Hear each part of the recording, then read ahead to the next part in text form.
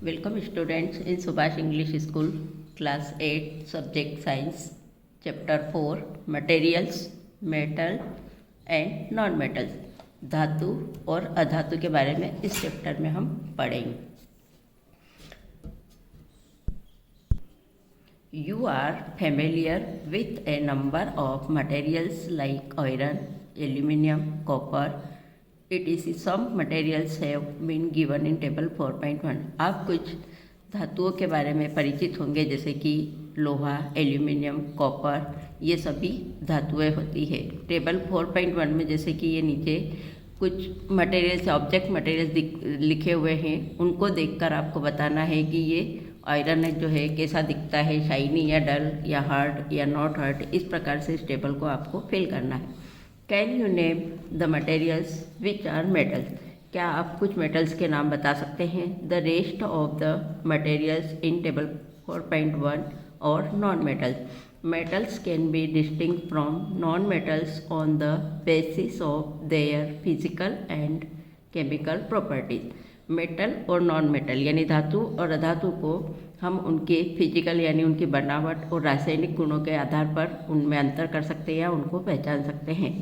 Physical properties of metals and non metals. धातु और अधातु की कौन सी फिजिकल प्रॉपर्टीज होती है, उनकी बनावट या कौन से गुण होते हैं. Have you ever seen a blacksmith beating in iron piece और an article made up of iron like a spade, a shovel and eggs.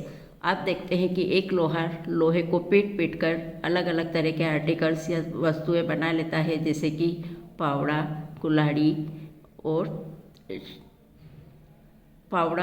और हथौड़ा, ये चीज़ें वो बनाता है. Do you find a change in the shape of this articles on beating. इन सबको वह पीट के चेंज आर्टिकल्स के रूप में बदल देता है. Would you accept a similar change if we try to beat a piece of coal? क्या आप इसी प्रकार से लोहे के समान क्या कोयले को भी पीट कर उसको चेंज कर सकते हैं. एक स्टूडेंट एक्टिविटी 4.1 आपको घर पर रीड करना है. You saw that the shape of the iron nail and the aluminium wire changed on beating. If they were beaten harder, this could be changed into sheets. आप देखते हैं कि आयरन नेल्स या एक लोहे के वस्तुओं को आयरन नेल्स को पीट कर या एल्यूमिनियम वायर के रूप में एल्यूमिनियम वायर को भी आप पीट के उसके शेप में चेंज कर सकते हैं, उसके आकार में. जैसे कि यदि ज़्यादा कठोर होगा तो वो एक शीट्स के रूप में उसको पीटने पर वह एक शीट्स के रूप में चेंज हो जाएगा. You might be familiar with silver foil used for decorating sweets. जैसा कि आप मिठाइयों पर जो उसको डेकोरेट करते हैं उस सिल्वर फॉइल के बारे में आप जानते होंगे. You must also be familiar with the aluminium foil used for wrapping food. इस एल्यूमिनियम फॉइल का यूज़ हम भोजन को रैपिंग करने के या उसको लपेटने के लिए, उसके अंदर रखने के लिए करते हैं. The property of metals by which they can be beaten into thin sheets is called malleability. जो हम इन धातुओं को पीट कर जो शीट्स के रूप में चेंज करते हैं वो उसका आघातवर्णीयता का गुण कहलाता है. This is a characterise property of metals. As you must have noticed material like coal and pencil lead do not show this property. लेकिन जैसे इसमें ये प्रॉपर्टी पाई जाती है, ये गुण पाया जाता है लोहे में, लेकिन कोल और पेंसिल लीड जो होती है उसमें इस प्रकार की प्रॉपर्टी नहीं दिखाई देती है. उसमें क्या ये गुण होता है. Can we call this metals. Can you hold a hot metallic pan which है without a plastic or a wooden handle and not get hurt. हम देखते हैं कि किसी भी मेटेलिक पेन में जब प्लास्टिक और वुडन के हैंडल होते हैं तो उसको हमको पकड़ने में क्या कुछ परेशानी होती है या परहैप्स नॉट, शायद नहीं. Try to list some other experience in which a wooden or plastic handle protect you from being hurt while handling hot things. तो इसी प्रकार से आप देखते हैं कि लकड़ी और प्लास्टिक वाली हैंडल को हमको हैंडलिंग करने में कुछ ज़्यादा परेशानी नहीं होती है. On the basis of this experience what can you say about the conduction of heat bye would and plastic. क्योंकि जो इनका जो बेसिस या इनका जो आधार होता है उसके अनुभव पर हम कह सकते हैं कि लकड़ी और प्लास्टिक जो है वो ऊष्मा के कुचालक होते हैं, यानी वह एकदम गर्म नहीं होते हैं। You must have seen an electrician using his screw driver, what kind of Henle does it have. आप देखते हैं कि एक इलेक्ट्रिशियन जो होता है, लाइट का काम करने वाला, उसके पास जो स्क्रू ड्राइवर होता है उसका हैंडल किस चीज़ का बना होता है या वो काय का यूज़ करता है। स्टूडेंट एक्टिविटी 4.2 आपको घर पर पढ़ना है। You observe that iron rod, nail and copper wire are good conductors. आप देखते हैं कि लोहे की छड़ और कॉपर के जो वायर, तांबे के जो वायर होते हैं, वो ऊष्मा के अच्छे सुचालक होते हैं, यानी ऊष्मा का प्रवाह आसानी से हो जाता है उसमें। While rolled sulphur piece and coal piece are poor conductor, जबकि सल्फर के पीस और जो कोयला होता है वो पुअर कंडक्टर होता है।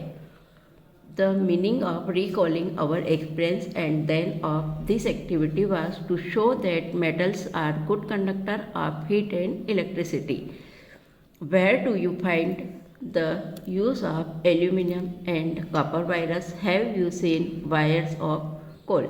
आप देखते हो कि एल्यूमिनियम और कॉपर के वायर यानी तांबे के वायर का उपयोग कहाँ पर होता है।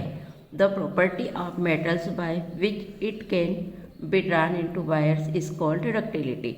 जिन धातुओं को हम पीट कर या उनको करके उनसे जो तार निकाले जाते हैं, वो उसकी प्रॉपर्टी जो है वो तन्यता की प्रॉपर्टी कहलाती है, यानी उनको तार के रूप में हम उन मेटल्स को बदल सकते हैं। Have you ever notice the difference in sound on dropping an iron sheet plate, a metal coin and a piece of coal on the floor.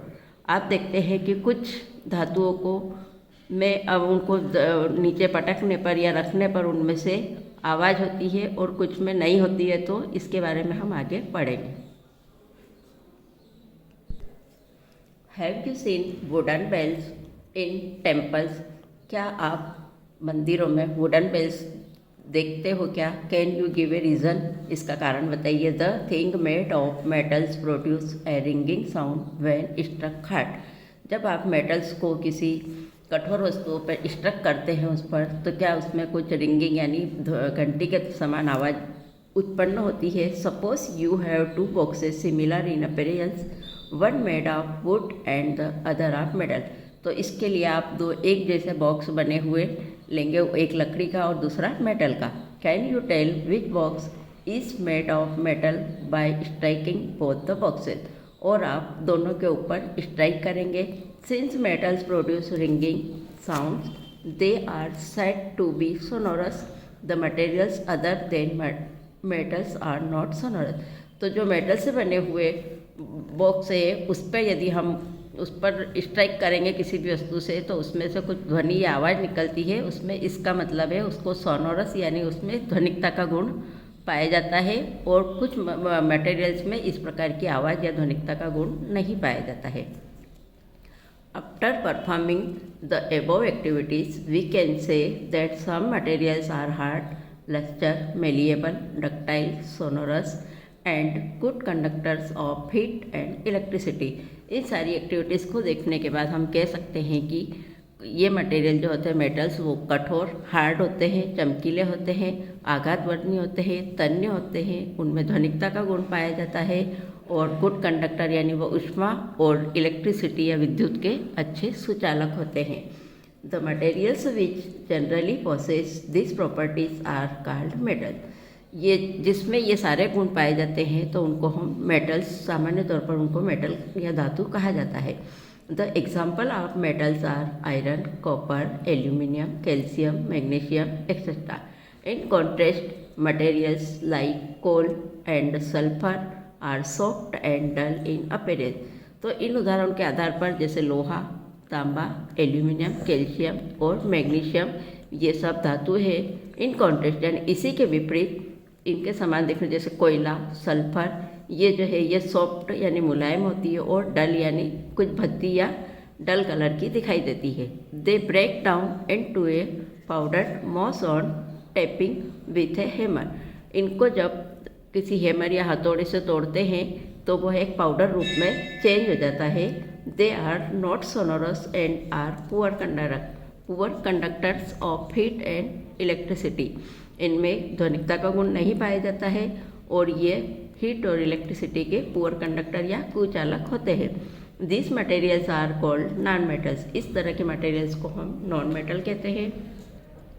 The example of non metals are sulphur, carbon, oxygen, phosphorus. Sulphur, carbon, oxygen ये सारे non metal या अधातु होते हैं। Metals like sodium and potassium are soft and can be cut with a knife. इनमें कुछ धातु जैसे सोडियम और पोटेशियम होती है, वो सॉफ्ट यानी इतनी सॉफ्ट होती है, मुलायम होती है कि उसको हम चाकू से काट सकते हैं। Mercury is the only metal which is found in liquid state at room temperature. This are expectation. Mercury जो है एक ऐसी धातु है जो कि लिक्विड स्टेट यानी द्रव रूप में रूम टेम्परेचर के आधार पर वो द्रव रूप में पाई जाती है और यह एक अपवाद स्वरूप होती है। Chemical properties of metals and non metals. अब हम धातु और अधातु के केमिकल प्रॉपर्टीज यानी उनके रासायनिक गुणों के बारे में पढ़ेंगे। Reaction with oxygen. ऑक्सीजन से वह क्या रिएक्शन करते हैं? You are familiar with the phenomenon of rusting of iron. आप जैसे कि लोहे के ऊपर जो घटना या जो जंग लगने की प्रक्रिया होती है उसके बारे में तो आप सभी जानते होंगे। Recall the reaction by which rust is form. You had also perform in class 7th an activity of burning a magnesium ribbon in air. You had learn that in both the process oxide formation takes place. आप जानते हैं कि ये जो rust जो बनती है जंग वो किस प्रक्रिया के द्वारा बनती है, और जैसे मैग्नीशियम के रिबन को यदि हम हवा में जलाते हैं तो उसकी क्या प्रतिक्रिया होती है, आप क्लास 7 में पढ़ चुके हैं।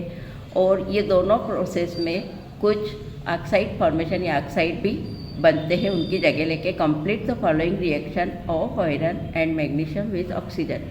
ये नीचे दी जो इक्वेशन है उसको देख के आप पता कर सकते हो कि उसमें किस प्रकार से आयरन और oxygen plus water, iron Fe, oxygen O2 plus water H2O, इनकी प्रतिक्रिया होकर इनसे रिएक्शन करके मैग्नीशियम प्लस ऑक्सीजन। इसके आगे एक्टिविटी 4.3 स्टूडेंट आपको घर पर देखना है। When a copper vessel is exposed to moist air for long, it acquires a dull green coating। जब आप तांबे के बने बर्तनों को यदि खुली हवा में बाहर छोड़ते हैं तो उसके ऊपर एक हरे कलर की डल कोटिंग या हरे कलर की परत चढ़ जाती है।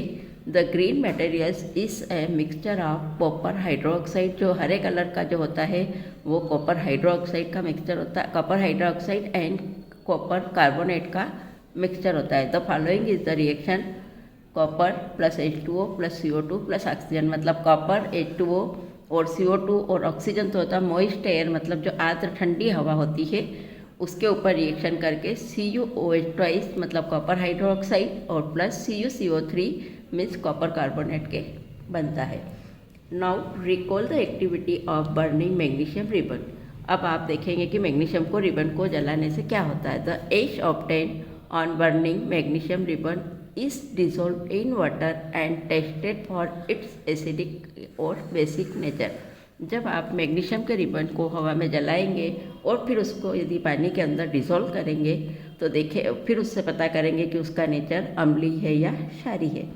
इस द सॉल्यूशन एसिडिक और basic? How do you ascertain this? You must have observed that the red litmus turns blue, so oxide of magnesium is also basic in nature। यदि वह उसमें रेड लिटमस पेपर को डालेंगे तो यदि red litmus paper blue में बदल जाता है तो इसका मतलब वो बेसिक इन नेचर, उसका क्षारीय नेचर है। In general metallic oxide are basic in nature. ज़्यादातर जो भी धातुएं होती हैं उनका या मेटेलिक ऑक्साइड होते हैं वह क्षारीय प्रवृत्ति के ही होते हैं। स्टूडेंट एक्टिविटी 4.4 घर पर देखना है आपको। The name of the product formed in the reaction of sulfur and oxygen is sulfur dioxide gas. When sulfur dioxide is dissolved in water, sulfurous acid is formed. The reaction can be given as follows। Sulphur dioxide and water की reaction से sulphuric acid प्राप्त होता है जो कि पानी में dissolve होता है। The sulphurous asset turns blue litmus paper red. Sulphurous acid जो होता है वो ब्लू लिटमस को रेड में बदल देता है। Generally oxide of non metals are acidic in nature. जो भी ऑक्साइड होते हैं वो सामान्यतः से नॉन मेटल या अधातु होते हैं, उनका नेचर जो है वो अम्लीय होता है, उसकी अम्लीय प्रवृत्ति होती है। Recall the name of some of the laboratory acids and bases you have read in class 7. Note down their names in table 4.4. Identify the metal or non-metal present in them which forms oxide with oxygen. कुछ इनके अम्ल और क्षार के बारे में आप class 7 में पढ़ चुके हैं कि कौन से धातु में अम्लीय होती है उसकी प्रवृत्ति और किसकी क्षारीय प्रवृत्ति होती है। इस टेबल में आपको भरना है। अब रिएक्शन विथ वाटर, वाटर के साथ इनकी क्या प्रतिक्रिया होती है। Let us see how metals and non metals react with water.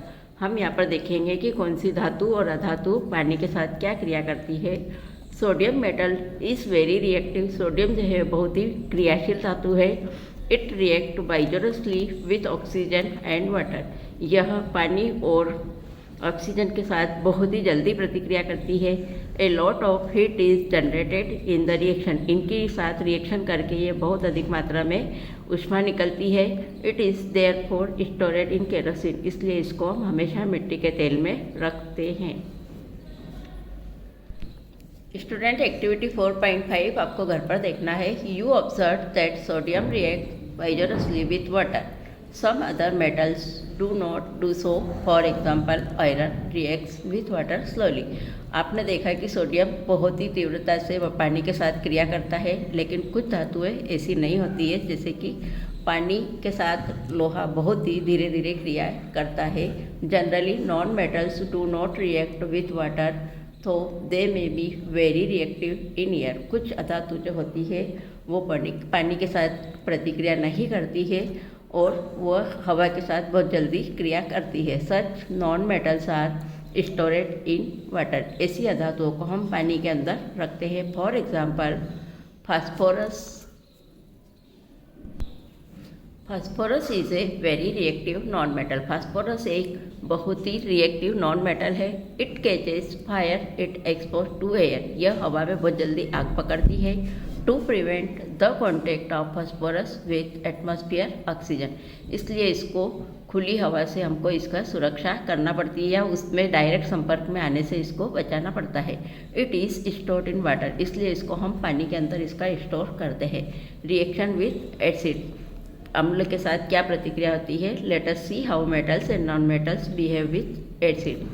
इनका नॉन मेटल्स का एसिड के साथ क्या प्रतिक्रिया होती है यह हम पढ़ेंगे। एक्टिविटी 4.6 आपको घर पर देखना है। Is there a difference in the way metals and non metals react with acid. What could the pop sound in some cases be due to when a burning match stick is brought near the mouth of the test tube. कुछ non metals और metals में acid से क्रिया करके, जैसे किसी को माचिस की तीली से यदि उनके सामने जलाएंगे तो उनमें पॉप साउंड जैसी आवाज़ आती है। You must have found that non metal generally do not react with acid but materials react with acids and produce hydrogen gas.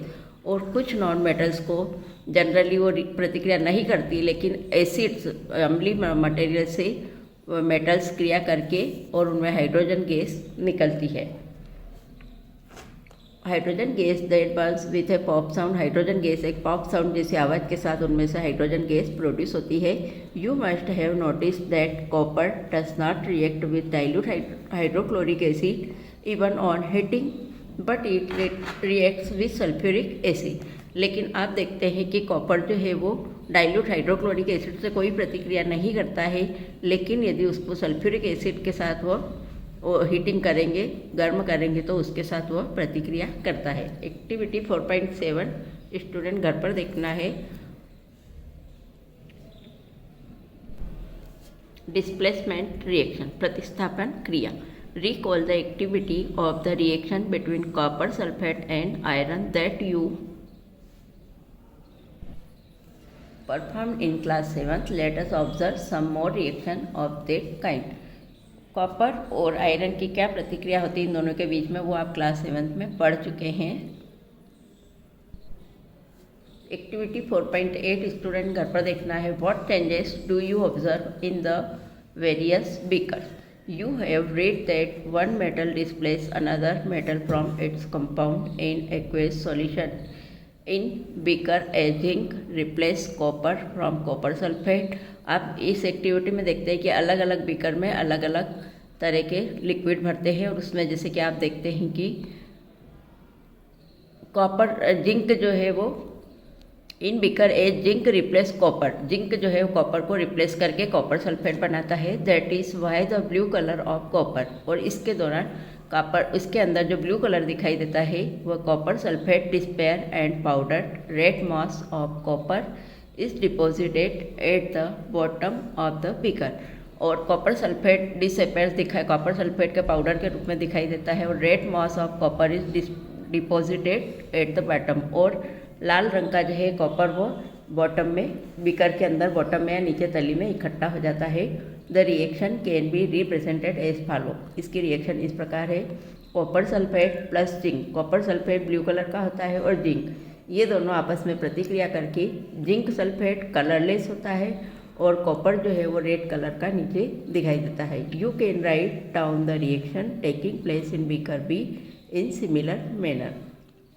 इसी प्रकार से जो एक्टिविटी में बीकर बी है उसमें भी इसी प्रकार की रिएक्शन दिखाई देगी। There could have been displacement of zinc by copper in beaker C, और जो है बीकर सी में आपको जिंक जो है कॉपर के द्वारा हटा दिया जाता है, and by iron in beaker E, और आयरन को बीकर ई में जो है वो जिंक के द्वारा आयरन को हटा दिया जाता है। Similar iron could be displaced by copper in beaker D, और इसी प्रकार से आयरन जो है वो बीकर डी में डिस्प्लेस करके कॉपर को डिस्प्लेस कर देता है। Since we do not see any change in beaker C, beaker C में हम कोई भी चेंजेस नहीं देखते हैं। We can infer that copper is not able to replace zinc from zinc sulphate, और कॉपर जो है वह जिंक को रिप्लेस करने में एबल नहीं है। When zinc can replace copper in beaker, जब जिंक कॉपर को रिप्लेस करता है बीकर ए में, तो why can not copper replace zinc in beaker C, तो इस प्रकार से जिंक में वो कॉपर को रिप्लेस क्यों नहीं कर सकता है। Remember that since is not arbitrary, it follows definite rules based on facts, and the rule here is that zinc is more reactive than copper and iron, क्योंकि इसमें जो है कॉपर और आयरन से जिंक जो है ज़्यादा रिएक्टिव होती है। A more reactive metal can replace a less reactive metal, एक ज़्यादा रिएक्टिव धातु जो है वो कम रिएक्टिव धातु को हटा सकती है, but A less reactive one can not replace A more reactive, लेकिन एक कम रिएक्टिव धातु जो है वो ज़्यादा रिएक्टिव धातु को रिप्लेस नहीं कर सकती है। Now you can understand why there are no displacement reaction in beaker D and E, इसीलिए अब हम कह सकते हैं कि बीकर डी और ई में कोई भी डिस्प्लेसमेंट या प्रतिस्थापन नहीं होता है किसी भी धातु का। Can you guesses the sequence of metals from more reactive to less reactive among zinc iron and copper, तो क्या आप इसका और कुछ सीक्वेंस या मेटल की सीक्वेंस जो है उसका अंदाज़ा लगा सकते हैं कि कौन सी ज़्यादा क्रियाशील धातु है और कौन सी कम है। Uses of metals and non metals, धातु और अधातु के उपयोग।